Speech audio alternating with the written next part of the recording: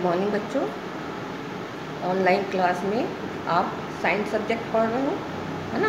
तो unit test के बाद आपका ये फिर से वीडियो मतलब ऑनलाइन क्लासेस आपकी स्टार्ट हो गई है।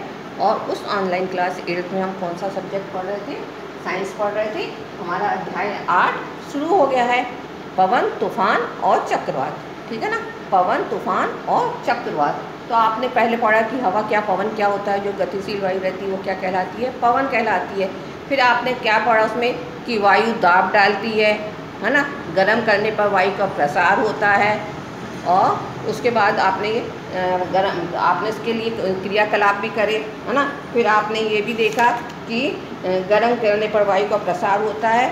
और फिर आपने उसमें देखा कि पवन का वेग करने से क्या होता है? वायु दाब घट जाता है। पवन का वेग करने से वायु का दाब ना, वायु दाब डाल के उसके लिए आपने क्रियाकलाप देखा, है ना। उसके बाद आपने देखा कि पवन का वेग करने से वायु का दाब, आपने गुब्बारे वाला क्रियाकलाप देखा कि 2 गुब्बारे भरे और उसको एक रस्सी में बांध दिया। फिर उसमें आपने उसको दोनों के बीच में आपने देखा कि फूंक मारने से क्या होता है? गुब्बारे पास पास आ जाते। फिर आपने देखा कि वायु मतलब गर्म करने में वायु में प्रसार आता है, वो भी आपने देखा। उसके लिए भी आपने एक क्रियाकलाप किया था कि एक कथन नली में क्या किया था आपने? एक गुब्बारा लगा दिया था, है ना। और उस गुब्बारे को एक बीकर में गर्म पानी, आधा गर्म पानी लेके 2/3 गर्म पानी लेके उसमें रखा था। तो पहले गुब्बारा फूलता नहीं, और जैसे ही वो कथन नली को गर्म पानी में रखते तो गुब्बारा फूल के थोड़ा सीधा मतलब हो जाता है। फिर उसको कमरे के तापमान पर रखते हैं, उसके बाद उसको बर्फ़ के ठंडे पानी में रखते हैं, तो आप क्या देखते हो? गुब्बारा बिल्कुल पिचक जाता है। तो आपने ये चीज़ें कल पढ़ी। आज हम पढ़ते हैं पवन धाराओं का उत्पन्न होना, है ना। पवन धाराओं का उत्पन्न होना। तो पवन की धाराएं कैसे उत्पन्न होती है, किसके द्वारा उत्पन्न होती है? तो पवन की धाराएं पृथ्वी के असमान रूप से गर्म होने के कारण उत्पन्न होती है ना। क्या होता है? पृथ्वी के असमान रूप से गर्म होने के कारण पवन धाराएं उत्पन्न होती हैं। इसका कारण पता चल गया बच्चों आपको कि पवन धाराएं क्यों उत्पन्न होती हैं? कि पवन धाराएं पृथ्वी के असमान रूप से गर्म होने पर क्या होती है कि उत्पन्न होती है। फिर इसका हमने ये देखेंगे कि क्यों क्या होता है इसके लिए कि जिनके कारण पृथ्वी के वायुमंडल से धाराएं उत्पन्न होती है, उसके हम कुछ क्या स्थितियाँ हैं। तो पहली क्या स्थितियाँ, उसकी 2 स्थितियाँ हमने देखी कि पहला है का भूमध्य रेखीय और ध्रुवीय क्षेत्रों का असमान रूप से गर्म होना, है ना। भूमध्य रेखा और ध्रुवीय क्षेत्रों का असमान रूप से गर्म होना, है ना। तो क्या है भूमध्य रेखा? और जब ध्रुवीय क्षेत्रों का असमान रूप से गर्म होती है तो पवन धाराएं उत्पन्न होती हैं। तो इसके लिए बच्चों आपने क्या देखा कि भूमध्य रेखा के आसपास, भूमध्य रेखा जो आसपास का क्षेत्र है, तो वो क्या होता है? सूर्य के सतह के निकट होता है ना। तो सूर्य का मतलब आता है तो उसमें अधिक ऊष्मा को मिलती है। तो उससे क्या होता है कि गर्म वायु ऊपर की ओर उठती है। क्या होता है उससे कि वायु क्या होती है? गर्म हो जाती है। वायु क्या होती है? गर्म हो जाती है। और गर्म होने के कारण वायु ऊपर की ओर उठती है। तो जब ऊपर की ओर उठती है तो ठंडी वायु भूमध्य रेखा के दोनों ओर स्थित 0 से 30 डिग्री सेंटीग्रेड अक्षांश की पट्टी पर भूमध्य क्षेत्र की ओर गतिशील होती है ना। मतलब जो गर्म वायु ऊपर की ओर उठती है और बाकी जो है कि दोनों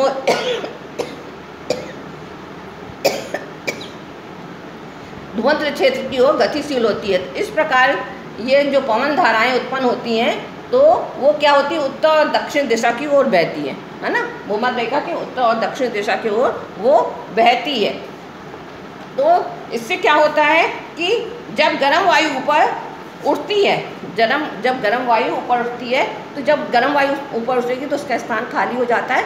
तो उस स्थान को पूरा करने के लिए ठंडी वायु वहाँ पे पहुँचती है। तो ठंडी वायु होती है, वायु से अधिक ठंडी होती है। इन क्षेत्रों में गर्म वायु ऊपर उठती है और जिनका स्थान लेने के ध्रुवों से ठंडी वायु उस ओर प्रभावित होने लगती है।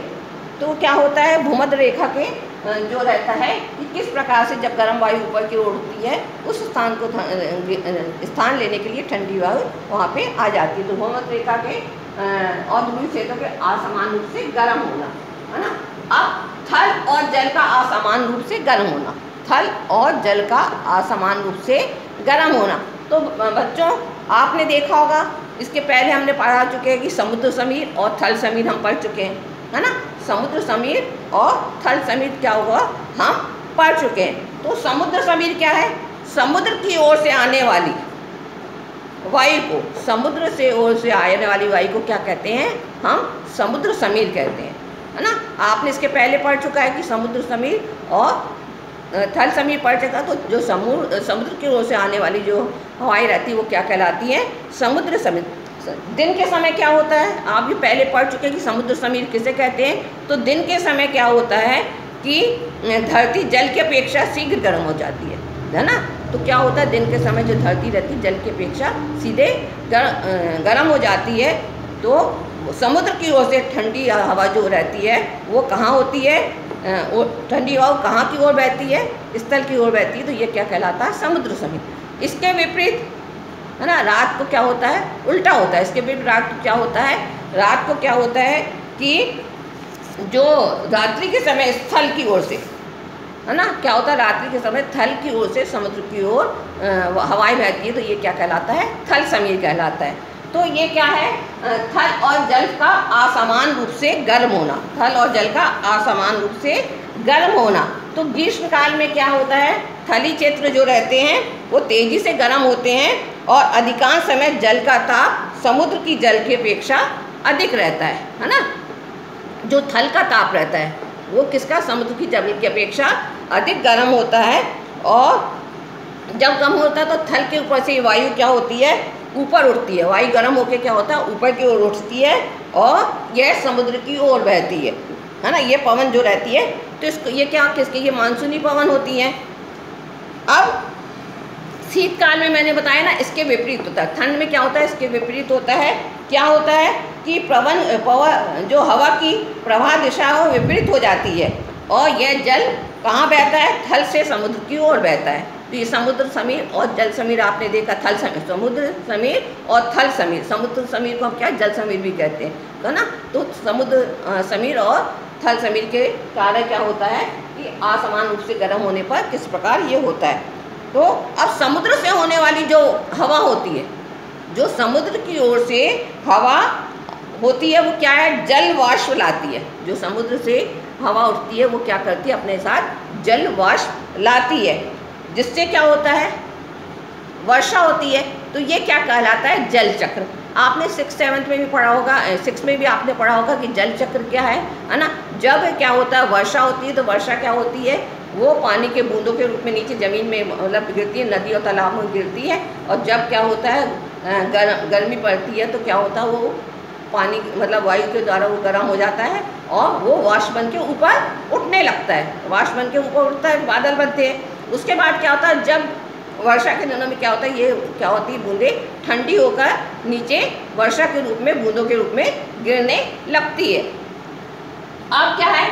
गर्म मानसून हवाएं अपने साथ जल वाष्प लाती है जिससे वर्षा होती है ना। क्या है? गर्म मानसून हवाएं अपने साथ जल वाष्प लाती है जिससे क्या होता है? वर्षा होती है। तो ये जल चक्र मैंने बताया किस प्रकार से होता है ना। जल चक्र आपने देखा भी है कि किस प्रकार से होता है। जल चक्र में क्या होता है कि जो गर्म हवा है वो वाष्प बन के मतलब ऊपर उठती है ना। उसके बाद जब ये ठंडी हो जाती हैं तो ये संघनित होने के बाद, मतलब ठंडी होने के बाद बूंदों के रूप में, वर्षा के रूप में हमारी ज़मीन पर गिरती है। अब क्या है? बादल क्या करता है? बादल वर्षा लाता है ना। बादल क्या करता है? वर्षा लाता है। तो वर्षा से क्या होता है? हमें आनंद का मतलब जब वर्षा होती है तो हमको बहुत आनंद होता है। उसके बाद क्या है कि बादलों में क्या है? फसल के लिए, अब किसान क्या है? फसल के लिए क्या होता है कि वर्षा पर निर्भर करते हैं, है ना। यदि वर्षा नहीं होती है तो आपके कई प्रकार की आपदा हो जाती है। जैसे काफ़ी समय तक वर्षा नहीं हुई तो क्या होता है कि सूखा पड़ने लगता है। तो ये क्या है? वर्षा हमको आनंद का अनुभव तो देती है, उसके साथ साथ वर्षा क्या होता है? विनाशकारी भी होती है ना। तो वर्षा से कई प्रकार की आपदाएं हो जाती है। अब जैसे कई किसान क्या है? वो फसल के लिए वर्षा के ऊपर निर्भर रहता है ना। तो वर्षा के पानी के द्वारा ही खेती फसल होती है। जब वर्षा नहीं होगी काफ़ी समय तक तो सूखा पड़ जाता है ना। और उसके बाद यदि बहुत अधिक वर्षा भी हो गई, है ना, बहुत अधिक वर्षा भी हो गई तो क्या होता है बच्चों? बहुत अधिक वर्षा से क्या होता है? आप पहले पढ़ भी चुके होंगे कि बहुत अधिक वर्षा से क्या होता है? बहुत अधिक वर्षा से क्या होता है? बाढ़ आ जाती है ना। बहुत, और जिससे काफ़ी नुकसान होता है। बाढ़ आने से काफ़ी लोग बेघर हो जाते हैं, उनके घर बह जाते हैं, है ना, तो बहुत अधिक नुकसान होता है। तो इस प्रकार यदि ये क्या है, जब वर्षा होती है तो वर्षा हमको आनंद का अनुभव कराती है, वर्षा आने से हमको खुशी भी होती है। जब वर्षा होती है तो देखते होंगे आप लोग, किसान लोग कई प्रकार के गीत गाते हैं, है ना, और जब वर्षा नहीं होती उसके वर्षा आने के लिए भी किसान लोग क्या कहते हैं, आला वगैरह गाते हैं। तो इसी प्रकार हम देख रहे हैं कि वर्षा होना, या वर्षा यदि सुखदायी है तो वर्षा हानिकारक भी है, विनाशकारी भी है। किस प्रकार से हानिकारक है? बहुत अधिक वर्षा होने से बाढ़ आती है, जिसके कारण बहुत ज़्यादा नुकसान होता है। तो बच्चों क्या है कि आपने ये देख लिया होगा कि सुखदायी सदैव हमेशा वर्षा क्या होती है, सुखदायी नहीं होती है। अब आपने देखा, ये देख लिया कि क्या है कि पवन धाराओं का उत्पन्न होना। पवन धाराएं क्यों उत्पन्न होती हैं? पवन धाराएं पृथ्वी के असमान रूप से गर्म होने के कारण उत्पन्न होती है। फिर आपने देखा भूमध्य रेखीय ध्रुवीय क्षेत्र में असमान रूप से गर्म होना, है ना। भूमध्य रेखीय की तरफ क्या होता है कि बहुत ज़्यादा गर्म रहता है, तो वहाँ से गर्म हवा, और ध्रुवीय क्षेत्र जो रहते हैं वो बहुत ठंडे रहते हैं, तो गर्म हवा ठंडी हवा से, ना, दोनों आपने इसमें अंतर देखा आपने। फिर आपने देखा थल और जल का असमान रूप से गर्म होना। थल और जल का असमान रूप से गर्म होना। थल का गर्म होना क्या है? थल से क्या होता है कि आपने ये इसमें देखा कि समुद्र समीर और थल समीर क्या होता है। फिर आपने देखा कि गर्म मानसून हवाएं अपने साथ जल वाष्प लाती हैं, जिससे वर्षा होती है ना। कि जो गर्म मानसून हवाएं अपने साथ जल वाष्प, जब मतलब ये गर्म हवाएं गर्म होकर ऊपर की ओर उठती है, उसके बाद क्या होती है, वो जब ठंडी होती हैं तो जल वाष्प लाती है, मतलब वो संघनित होकर जल वाष्प उसमें बनता है। संघनित होने के बाद वो क्या होता है, बूंदों के रूप में और वर्षा के रूप में जमीन पर गिरती हैं, तो वो वर्षा कहलाती है। फिर आपने देखा कि वर्षा क्या है, सुखदायी है, लेकिन वर्षा क्या हमेशा सुखदायी नहीं होती है ना। कभी कभी ये विनाशकारी भी होती है, जिससे कई प्रकार की आपदा, जैसे आपने देखा कि मतलब जब बाढ़ आती है तो बहुत ज़्यादा नुकसान होती है, और वर्षा नहीं होती है वो भी मतलब दुख का कारण होता है ना। वर्षा नहीं होती तो किसान खेती नहीं कर पाता है, सूखा पड़ जाता है। तो इस प्रकार आपने ये आज इतना पढ़ लिया है। इसके आगे का हम पढ़ेंगे कि कल तड़ित जाट क्या है और चक्रवात के बारे में हम इसके आगे पढ़ेंगे।